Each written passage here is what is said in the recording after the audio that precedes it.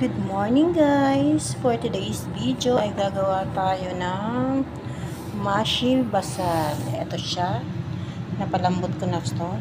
Napakuluan ko na po yung ating sibuyas na ipangbabalot dito sa ating malagkit. So ang tawag po dito ay mashi basal. So meron nating akong ihanda. Nalagyan ko na ang kaldero ng patatas para in case na masunog siya, patatas lamang po ang masusunog. So okay na yan. Babalutin na natin siya ng isa-isa. Update ko kayo maya maya. So ayan guys, dahil sobrang malaki ang ating sibuyas ay ating hahatiin sa dalawa. Kasi ganito lang ang balot yan guys. Ganyan lang.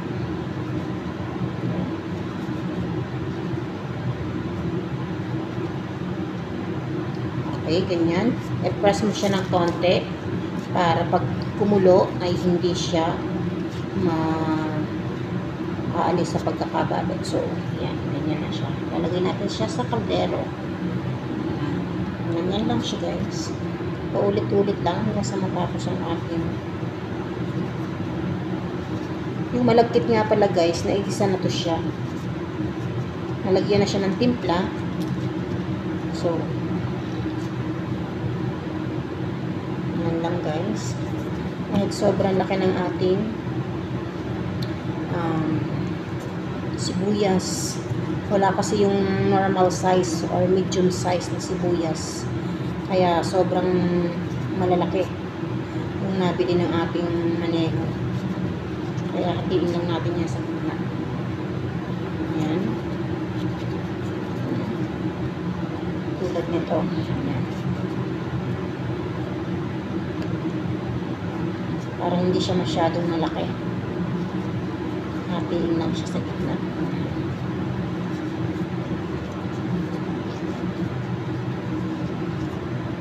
Ganito lang siya guys.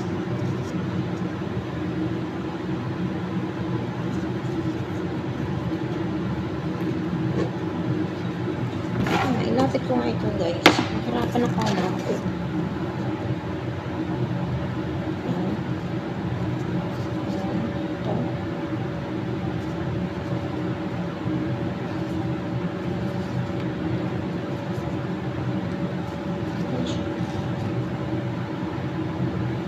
Kailangan masyadong malaki. Ayaw ni amo ng malaki. Kaya konti lang yung laman.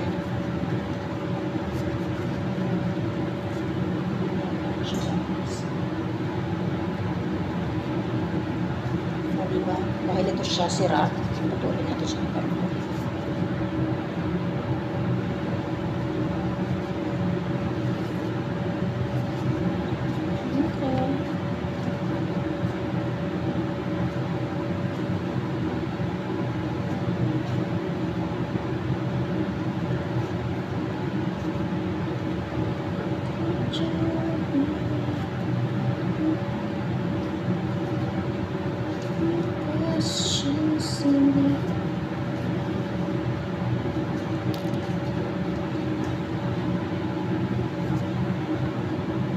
Tapos na natin siyang balutin lahat.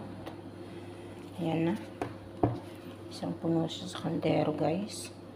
Tapos ito siya, mga leftover na siya. Masyado. Ito siya para mga plastic na to siya guys. Kaya hindi ko siya isinama. Tapos ito siya, ipunin ko pa to. Kasi para pag nagluto kami ng ibang putahe, isasama pa. Tapos ito, yan. May natira pa akong bigas. Ayan. Tatago ko lang to siya sa ref. At baka next time, pwede pang magamit. Kaya yan. Lulutuin na naman to ni nanay. Si nanay na magluluto niyan. So, ready na yan. Pagluto ni nanay.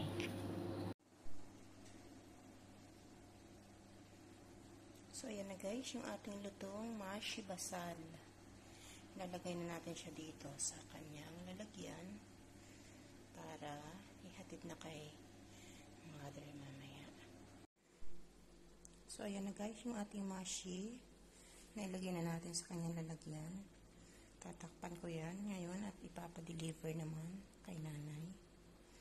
Thank you guys for watching.